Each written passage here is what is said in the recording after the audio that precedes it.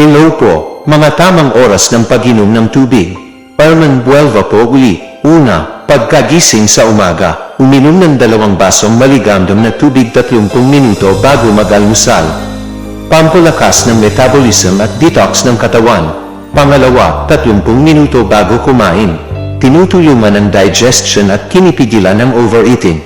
Pangatlo, bago maligo, nakakatulong sa blood circulation. Ika-4, bago at pagkatapos mag-ehersisyo, pampalit ng nawalang fluid sa katawan.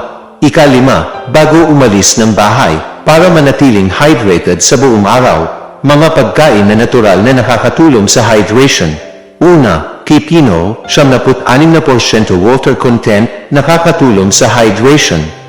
Pangalawa, pakwan, mayaman sa electrolytes para maiwasan ang dehydration.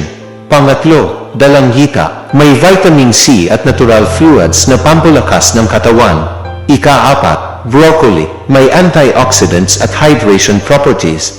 Ika-5, gatas o coconut water, natural hydration drink na may electrolytes. Ang tamang timing ng pag-inom ng tubig ay kasing halaga ng dami ng iniinom. Ang pag-inom ng tubig sa maling oras ay maaaring makaapekto sa digestion, sleep, at overall health. Ang tamang pag-inom ng tubig ay isang simpleng gawain pero may malaking epekto sa ating kalusugan.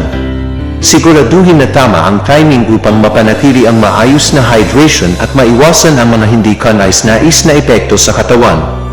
Ingat po palagi. God bless po.